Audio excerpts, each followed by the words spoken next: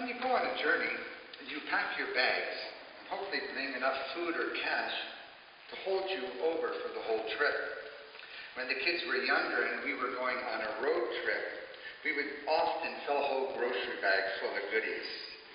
Snickers bars for when they're cranky, or Smarties, or Skittles, chips, little baby carrots to make us feel a little bit better in our conscience, or perhaps some more substantial food to sustain us on the journey. Lent is a journey, a spiritual journey through the desert, through the events of Holy Week, the Passion, the death, the resurrection of our Lord Jesus Christ, with the great celebration, of course, at Easter.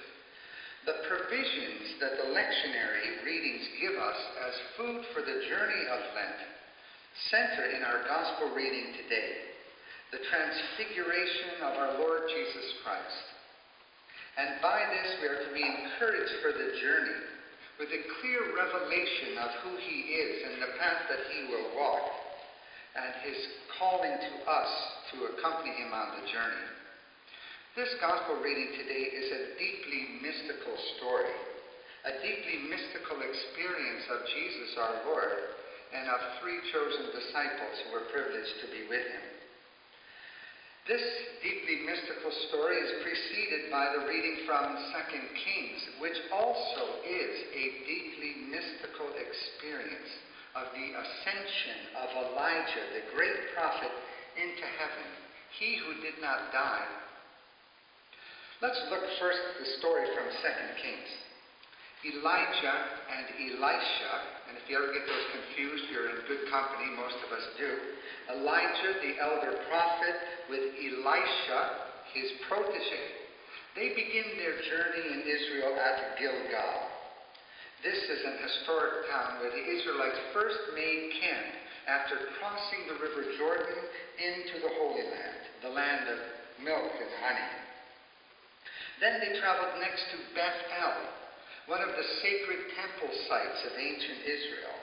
And from there they went on to Jericho, site of the famous battle and significant victory for the Israelites as they moved into the Promised Land.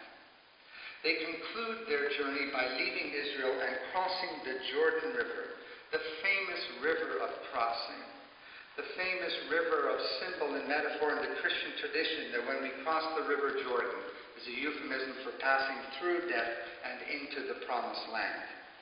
So Elijah and Elisha have taken a mini tour of the Promised Land. And we might wonder, why is this recorded in sacred text? What is the significance of?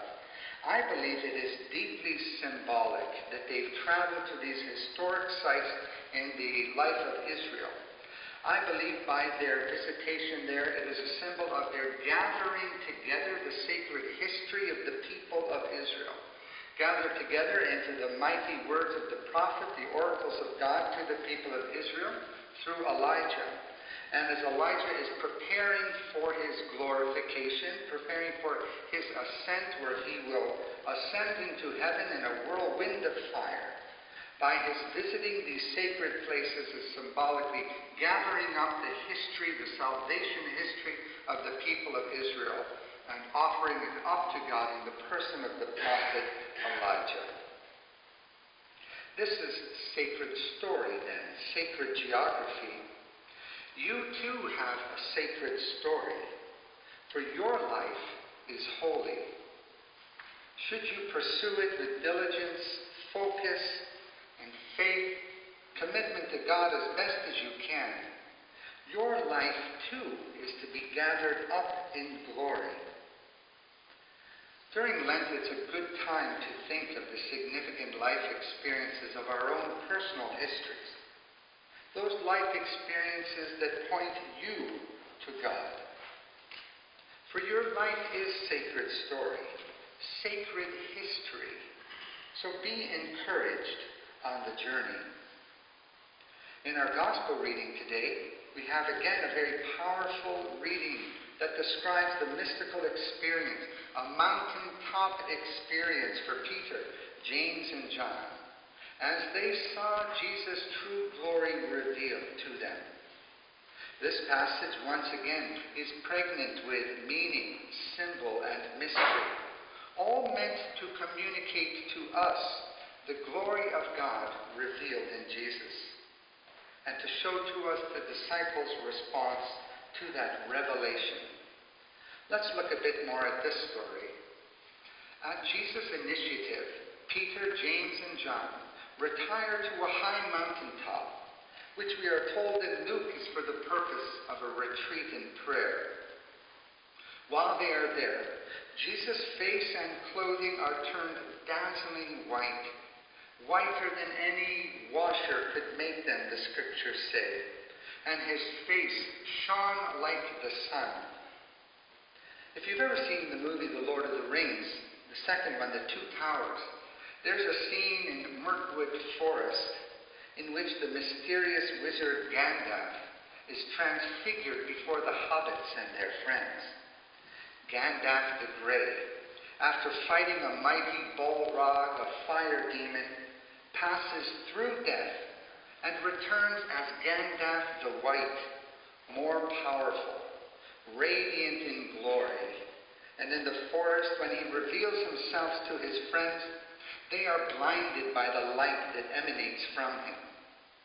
A scene of transfiguration that glows in our imaginations like a dim bulb compared to the transfiguration of our Lord Jesus Christ.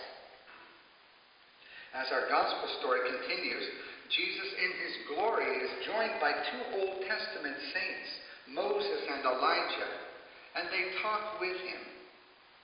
Remember, I said this was a deeply mystical experience for Moses himself had been dead for centuries, and Elijah, as we had heard in the reading, was caught up in a fiery whirlwind into the heavenly realm. Amazing, astonishing, terrifying. Can you imagine sitting with such colossal figures of holiness? The disciples were stupefied in this scene. In Mark, they are terrified by Jesus' transformation and the visitation of the saints from dead, at least Moses. Peter, for once in a while, actually in a very rare moment, is at a loss for words and proposes that the three make shelters, 3 booths for them to stay in and savor the experience of this visitation. This is a reference to the Old Testament Feast of the Booths. In mounting action, as the story continues, at the moment of their terror, they are enveloped in a cloud that obscures their vision. And they hear the voice of God cry out, "This is my beloved Son, hear him." Suddenly, anticlimactically, the story ends. The cloud lifts, the scene ends, and there's no one else around. Jesus then tells him what theologians